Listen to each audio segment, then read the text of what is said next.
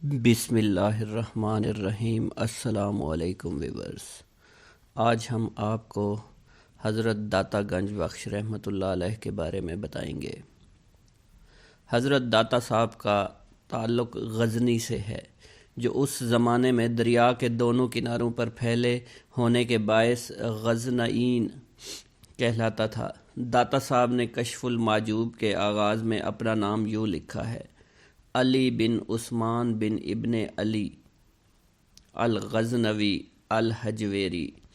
اس سے پتہ چلتا ہے کہ ان کی ولادت جلاب یعنی غزنی میں ہوئی اور پھر حجویر منتقل ہو گئے۔ دارالشکوہ نے وضاحت کی ہے کہ جلاب اور حجویر غزنی کے دو محلے تھے۔ حضرت داتا صاحب کا شجرہ نسب بھی ان کے دادا سے آگے صحت کے ساتھ معلوم نہیں۔ پرانے تذکروں میں کچھ نہیں لکھا۔ دارالشکوہ نے ذاتی تحقیقات سے ہماری معلومات میں اتنا اضافہ کیا ہے کہ ان کے ماموں جان کا لقب تاج الاولیاء تھا، اور یہ کہ سارا خاندان زہد اور تقوی کے لیے مشہور ہے۔ اس سے زیادہ کچھ نہیں بتایا گیا۔ روحانی نسبت: حضرت داتا صاحب امام اعظم کے معتقد تھے۔ ان کے مرشد شیخ ابو الفضل محمد بن حسن، جن کے مرشد شیخ ابو الحسن حصری تھے، اور ان کے مرشد شیخ شبلی تھے، اور وہ ابو القاسم جنید بغدادی کے مرید تھے۔ یوں داتا صاحب کا حسب نسب بھی حضرت علی رضی اللہ تعالیٰ عنہ پر منتہی ہوتا ہے۔ تاہم کشف المحجوب میں انہوں نے پہلے چاروں خلفاء کی طریقت کا امام بتا دیا ہے۔ کشف المحجوب کے 7ویں باب کے آغاز میں حضرت ابو بکر صدیق کا ذکر کیا گیا ہے، اور سب سے تفصیلی ذکر بھی حضرت ابو بکر صدیق کے بارے میں کہا گیا ہے کہ وہ تمام مسلمانوں کے عموماً اور اہل طریقت کے خصوصاً امام ہیں۔ تعلیم و تربیت: حضرت داتا صاحب رحمۃ اللہ علیہ نے ابتدائی تعلیم کہاں کس سے حاصل کی، قدیم و جدید تذکرے اس سلسلے میں ہماری رہنمائی نہیں کرتے۔ البتہ ثانوی تعلیم و تربیت کے بارے میں کشف المحجوب سے کچھ نہ کچھ اندازہ لگایا جا سکتا ہے۔ دارالشکوہ ہمیں بتا چکا ہے کہ داتا صاحب کا سارا گھرانہ علم کی دولت سے مالا مال تھا۔ ظاہر ہے کہ ایسے علم پرور گھرانے کے کسی ذہین و فطین فرزند کو ابتدائی تعلیم و تربیت کے لیے اپنے گھر کی دہلیز سے باہر قدم رکھنے کی ضرورت پیش نہیں آئی ہوگی۔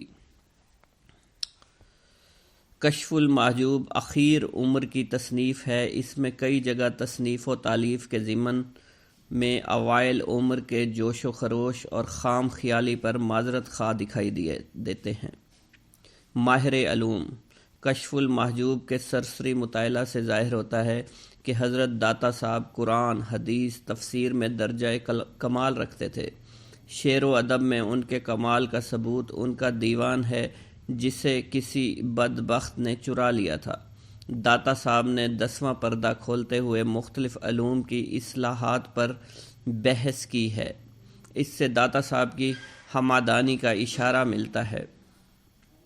لکھتے ہیں: بعض اصطلاحات اہل لغت نے اپنے لیے مخصوص کر لی ہیں، جیسے فعل ماضی، فعل مستقبل، صحیح، معطل، عجوف، ناقص وغیرہ۔ اہل نحو کی اپنی مخصوص اصطلاحیں ہیں، جیسے رفع و صنم، نصب و فتح، خفف و کسر۔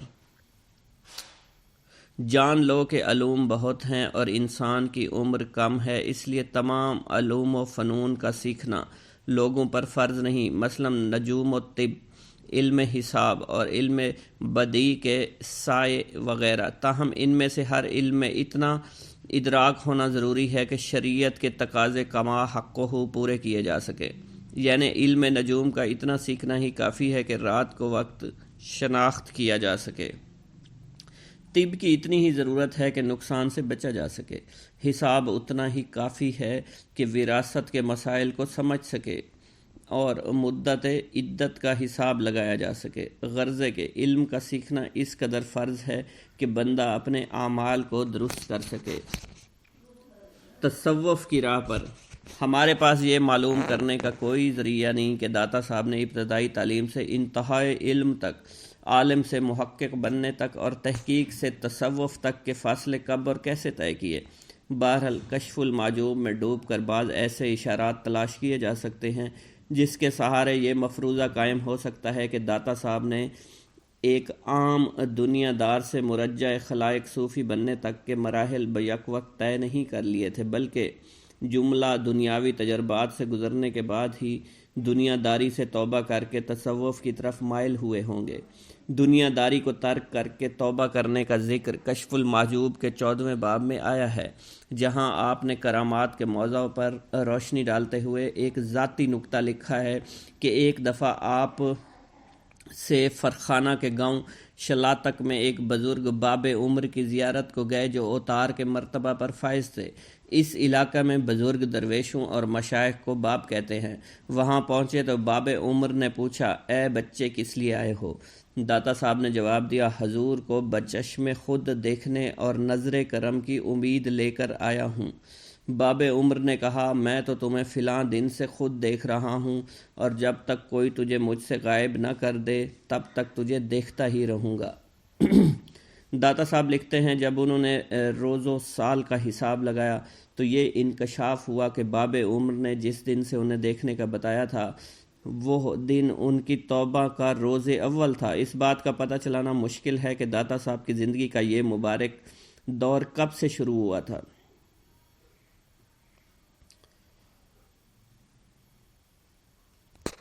شادی۔ حضرت داتا صاحب نے شادی کی تھی، اس کے بارے میں کوئی واضح شہادت معلوم نہیں، تاہم آپ نے کشف المحجوب میں اپنی محبت کا ایک قصہ لکھا ہے جس سے یہ خیال قائم کرنے میں مدد ملتی ہے کہ آپ ساری عمر مجرد نہیں رہے۔ حق تعالیٰ نے مجھے 11 سال تک شادی کی آفت سے محفوظ رکھا، لیکن اس فتنے میں مبتلا ہونا مقدر میں لکھا تھا۔ میں نے اسے دیکھا بھی نہ تھا، مگر اس کی جو صفات مجھ سے بیان کی گئی تھی انہیں سن کر میرا ظاہر اور باطن اس کا اسیر ہو گیا اور میں 1 سال تک اس کے خیال میں مستغرق رہا۔ نزدیک تھا کہ میرا دین تباہ ہو جائے کہ حق تعالیٰ نے کمال لطف اور تمام فضل سے میرا دل بیچارہ پر رحمت کی اور اس سے خلاصی عطا فرمائی۔ اس سے ظاہر ہوتا ہے داتا صاحب نے شادی کی تھی، مگر نامعلوم وجوہ کی بنا پر زندگی سے آزاد ہو گئے تھے۔ مذکورہ واقعہ اس رہائی کے 11 سال بعد پیش آیا۔ چونکہ آپ اس وقت صوفیانہ زندگی اختیار کر چکے تھے، لہٰذا اس نادیدہ محبوب سے اپنے دین کی تباہی کا خطرہ محسوس کرتے تھے۔ یہاں دین طریقت کے معنی میں آیا ہے۔ بسم اللہ الرحمن الرحیم۔ اولاد۔ داتا صاحب نے خود یا ان کے کسی تذکرہ نویس نے اولاد کے بارے میں کچھ نہیں لکھا۔ اس سے لازماً یہ نتیجہ نہیں نکلتا کہ آپ کی کوئی اولاد ہی نہیں تھی۔ آپ کی کنیت ابو الحسن تھی۔ کشف المحجوب سے اس کا ثبوت ملتا ہے کہ حضرت خواجہ مظفر نے داتا صاحب کو ابو الحسن کی کنیت سے یاد کیا ہے۔ یہ کنیت آپ کے شادی شدہ اور صاحب اولاد ہونے کی طرف اشارہ کرتی ہے۔ اس میں تو کوئی شک نہیں کہ بعض بزرگوں نے فرضی کنیت بھی اختیار کی ہے، لیکن مدرجہ بالا واقعہ پہلی شادی کی طرف اشارہ موجود ہونے کے باعث اس کنیت کو فرضی نہیں سمجھنا چاہیے۔ حضرت داتا صاحب ایک کامل صوفی ہونے کے باوجود لباس کے معاملہ میں آزاد تھے۔ صوفیوں کی تقلید میں لازماً صوف یا گڈری نہیں پہنتے تھے، بلکہ جو کچھ میسر آتا پہن لیتے تھے۔ کشف المحجوب کے 4 باب میں گڈری کو صوفیہ کا شعار اور سنت نبوی قرار دیا گیا ہے، اور یہ صوفیہ کے لیے گڈری کی ضرورت پر سیر حاصل تبصرہ کرنے کے بعد لکھتے ہیں کہ اس زمانہ کے لوگوں کو جب حصول جاہ کا کوئی اور ذریعہ نہیں ملتا تھا تو گڈری پہن لیا کرتے تھے، اور فقیرانہ گڈری کے ذریعے سرداری اور عزت و توقیر طلب کیا کرتے تھے۔ آپ لکھتے ہیں، صوفیہ کے ایک گروہ نے لباس کے بارے میں تکلف روا نہیں رکھا۔ اگر خدا تعالیٰ نے انہیں ابا دی تو پہن لی، اگر قبا دی تو پہن لی، اگر برہ نہ رکھا تو قبول کیا۔ میں علی بن عثمان الجلابی ہوں، یہی طریقہ پسند کرتا ہوں اور اسی کو اپنا شعار بنا لیا ہے۔ داتا صاحب کی زندگی کا بیشتر حصہ سیر و سیاحت میں گزرا۔ اس کے باوجود سفر میں اور حضر میں تحقیق و تصنیف اور درس و تدریس کے مشاغل جاری رکھے۔ آپ نے علمی تحقیق کے لیے جو مصیبتیں اٹھائی ہیں ان کا ذکر کشف المحجوب میں کئی جگہ ملتا ہے، اور ہم اس نتیجے پر پہنچے ہیں کہ آپ کا ہر سفر حصول علم یا کسی علمی مسئلہ کا حل تلاش کرنے کے لیے ہوتا تھا۔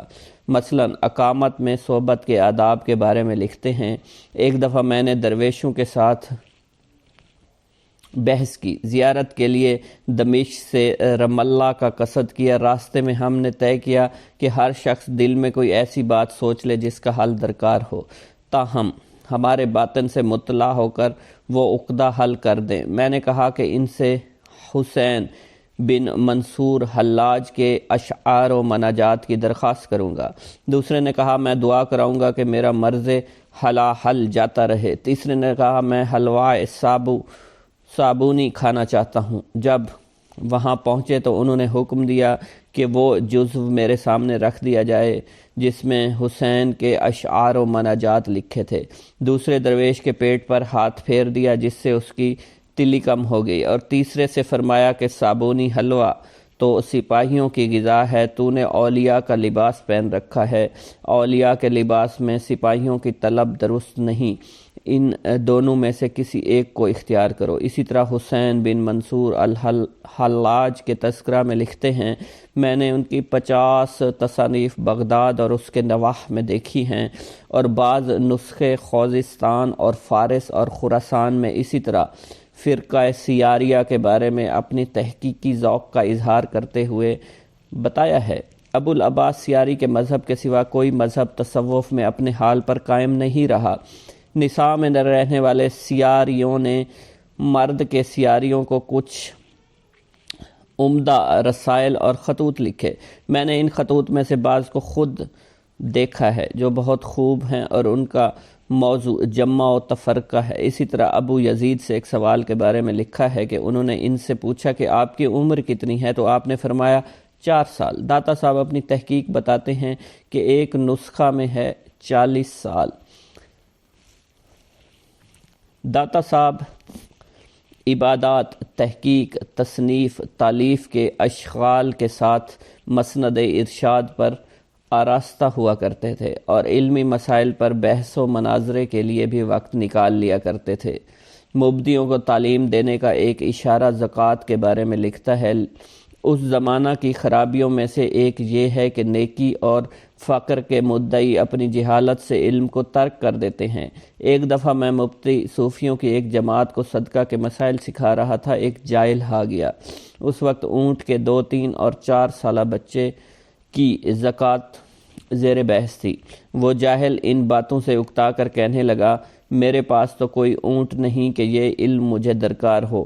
میں نے کہا، اے شخص، اگر کسی کے پاس مال نہ ہو اور مال کی ضرورت بھی نہ ہو تب بھی علم کی فرضیت اس سے ساقط نہیں ہوا کرتی۔ کشف المحجوب میں کئی جگہ علمی مسائل پر مناظرہ کا ذکر آیا ہے۔ مثلا پہلے باب میں مذہب فسطائیہ پر بحث کرتے ہوئے لکھتے ہیں، ایک دفعہ میرا اہل علم سے ایک شخص سے مناظرہ ہوا جس نے کلام غرور کا نام عزت اور خواہش نفس کی منابعت کا نام سنت رسول اور شیطان کی موافقت کا نام اسمر دین کی سیرت رکھا ہوا تھا۔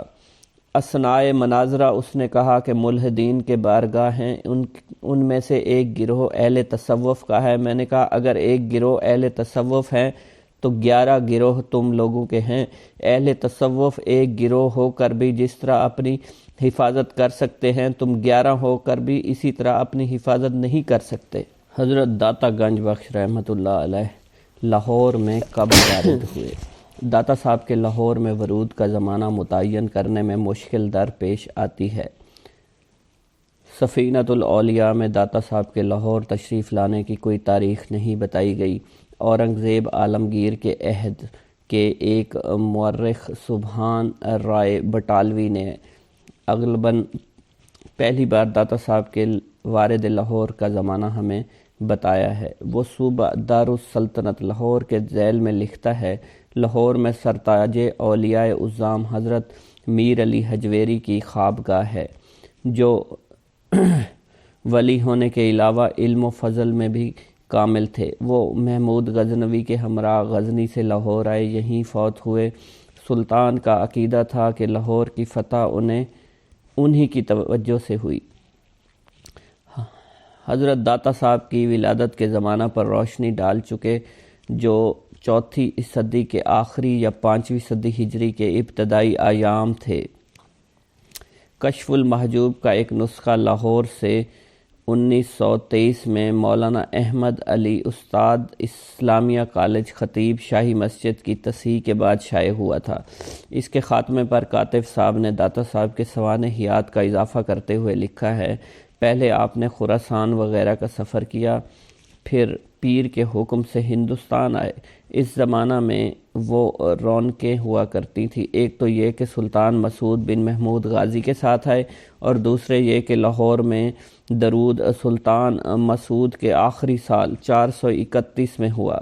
تعجب ہے کہ سید ہاشمی فرید آبادی مرحوم ایسے محقق نے کاتب صاحب کی وضاحت بیان کی ہے، پہلی روایت کو قرینِ قیاس سمجھ کر قبول کر لیا۔ تاہم داتا صاحب کے سلطان کی فوج میں آنے کی بات دل کو لگتی ہے۔ مسعود نے 1037 عیسوی میں ہانسی پر حملہ کیا تھا۔ بہت ممکن ہے اس لشکر کے ساتھ ہمارے ممدوح ملتان اور پھر پہلی مرتبہ لاہور میں آئے۔ مولانا ہاشمی نے ایک بے سند روایت کو کیوں قبول کیا؟ اس کی انہوں نے کوئی وجہ نہیں بتائی، لیکن اس کے حق میں دلائل تلاش کرنے میں بڑی محنت درکار ہے۔ اپنے مرشد کے سوانحی خاکے میں داتا صاحب اطلاع دیتے ہیں کہ اپنے شیخ حضرت ابوالفضل محمد کی رحلت کے وقت ان کے سرہانے موجود تھے۔ انہوں نے اپنا سر داتا صاحب کی گود میں رکھا ہوا تھا۔ شیخ کی وفات بیت الجن میں ہوئی، جو داتا صاحب کے بقول بانیان اور دمشق کے درمیان واقع ہے۔ حضرت اخت علی کا سال وفات 460 ہجری ہے۔ مولوی محمد شفیع مرحوم کی رائے میں یہی ہے کہ داتا صاحب 460 ہجری کے بعد لاہور آئے ہوں گے۔ انہوں نے لکھا ہے، اگر داتا صاحب کے محمود لشکر کے ساتھ آنے کی مختلق خلاصت التواریخ کی روایت درست ہے تو پھر یہ ماننا پڑے گا کہ داتا صاحب ایک سے زیادہ مرتبہ یہاں تشریف لائے ہوں گے۔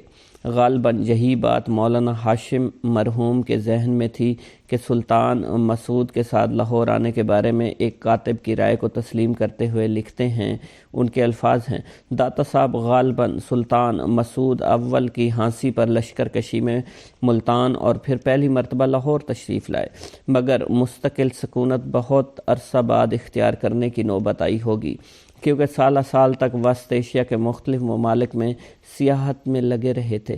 کسی ٹھوس شہادت جواز اشارہ کی عدم موجودگی میں داتا صاحب کے 2 مرتبہ لاہور آنے کی روایت قابل قبول نہیں۔ ترجیح اسی رائے کو حاصل ہے، داتا صاحب 460 ہجری کو لاہور تشریف لائے ہوں گے۔ داتا صاحب اپنے مرشد کی رحلت کے وقت ان کے سرہانے موجود تھے۔ ان کے آخری الفاظ مسئلہ اعتقاد کے بارے میں تھے، جنہیں داتا صاحب نے کشف المحجوب میں محفوظ کر دیا ہے اور صراحت کی ہے کہ مرشد نے اس سے زیادہ کوئی وصیت نہ کی تھی۔ ان آخری الفاظ میں لاہور جانے کا کوئی ذکر نہیں تھا۔ مولانا ہاشمی نے ہماری توجہ اس طرف مبذول کرائی ہے کہ کشف المحجوب میں 20ویں معاصرین کا ذکر ہے، شیخ حسین زنجانی کا کہیں نام نہیں لکھا گیا، البتہ آذربائیجان کے ایک بزرگ شیخ شفیق فرخ معروف فرخی زنجانی کا محبت اور عقیدت سے ذکر کرتے ہیں۔ نغمات الانس میں ان کی وفات 1065 عیسوی بتائی گئی ہے۔ شیخ حسین زنجانی 6 صدی کے اوائل یعنی داتا صاحب سے کوئی 150 برس بعد کے بزرگ ہیں۔ داتا صاحب کے پیش رو غالباً خلاصت التواریخ کے ابتداء میں بعض سوانح نگاروں نے لکھا ہے کہ داتا صاحب پہلے مبلغ تھے جو سرزمین لاہور میں وارد ہوئے۔